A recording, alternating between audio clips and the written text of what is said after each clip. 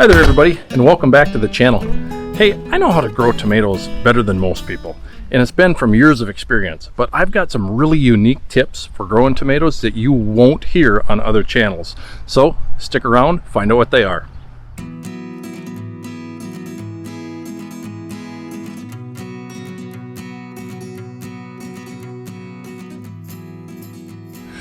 Welcome to my garden. In my garden, I've got some corn, I've got some sunflowers. Down here, I've got some lettuce, and I've got some jalapenos. I've also got 3 cherry tomato plants, and they're just doing crazy. They're doing really well. So the kids usually get to those tomatoes before I do. But what I have the most of is, look, check this out, you guys. I've got tomato plants. I've got a lot of tomato plants. To be exact, I've got 127 tomato plants. Every single one of them is a Roma tomato plant, and every single plant has at minimum at least 10 tomatoes. Some have 30 to 40 tomatoes on them. So I'm going to tell you what my secrets are. I have 5 different raised garden beds, and a raised garden bed has some advantages. But I want to talk about how many different tomatoes that I have in this particular garden bed. This garden bed is 12 by 4 feet, all right? And in this garden bed, I have 3 rows of tomatoes, okay? 3 wide, and in every row there's 11 plants. Take a look at how close these plants are planted together. There's a reason that I plant them so close together. And the reason is, if the plants are so close together, they reach for the sky, they reach towards the sun, so they're growing straight up, which makes for a healthier plant. It's not going all over the place, so it's reaching as high as it possibly can get. And the advantage of that is the plants are so close together that now the sun can no longer penetrate down to the soil and help the weeds grow. So if you can eliminate the sun from getting down to the soil, the weeds can't grow. They have a harder time, all right? It just kind of blocks all the sun from them. So that is one reason to plant them so close together. When it comes to watering my tomatoes, I don't just spray the plants. I never spray the plants because that makes your plants prone to blight, and you don't want blight or any other diseases that tomatoes can get. What I do is I use a soaker hose. So as you can see, I have this hose hooked up, and I just watered my tomatoes. So they just got a nice drink. They're nice and healthy right now.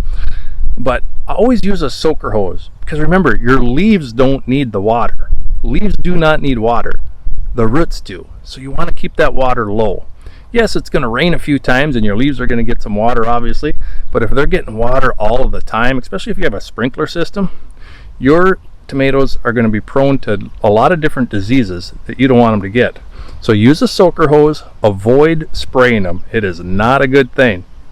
Because tomato plants are so susceptible to different diseases and different insects, one thing that you can do to really help out your plant is give them some of this. This is called Epsom Salts, magnesium sulfite.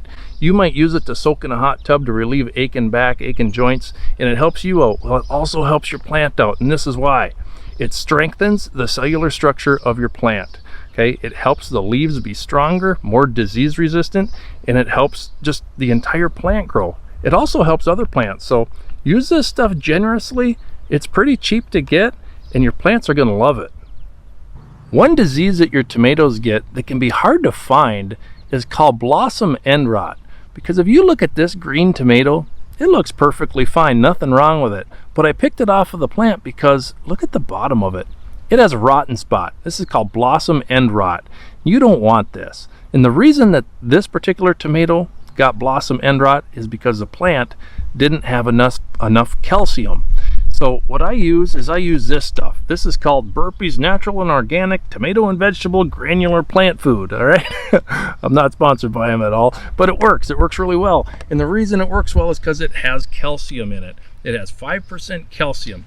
It also has some magnesium sulfite like the Epsom salts, but I add some of that to every plant that I find some blossom end rot. You have to be looking frequently at the bottom of your tomatoes because it can be deceptive. Normally you're just looking at the sides and the top of your tomatoes and everything looks good, and then you flip them over and you find a rotten spot. So you want to get rid of those.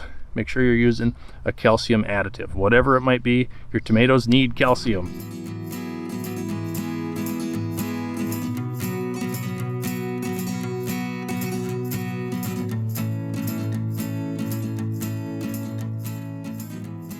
All right, everybody, it is time to have a serious talk. I want to talk to you a second about the birds and the bees. The actual birds, the actual bees. Get your mind out of the gutter.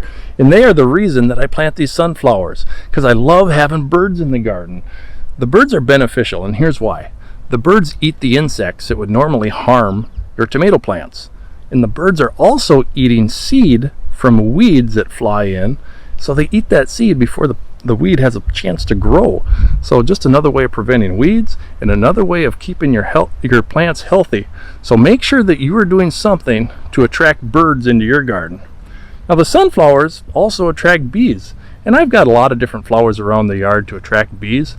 But what do the bees do? They pollinate, right? They pollinate the garden. Look at all the tomatoes I have.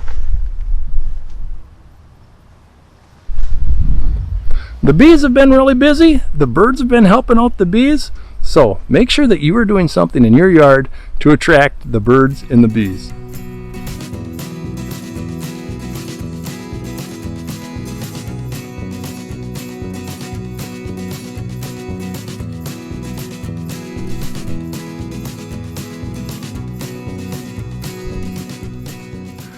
Another thing I want to talk to you about is using compost. Compost is a natural fertilizer, and it really benefits your plants. If you can, try and find a compost that has manure mixed in with it, because then you're getting some nitrogen as well, and your plants are really going to benefit from that. I sure hope you found this video useful, and if you did, will you do me a big favor? Will you hit the like button? That's all I'm asking. Please hit the like button. It helps promote this video to a larger audience, and that's what this YouTube world is all about. Hey, leave a comment or suggestion if you want to. I'd love to hear from you.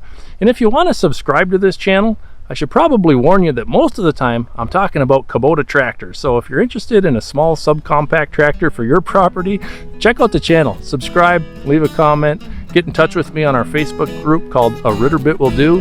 So until next time, everybody, keep on tractoring, and God bless.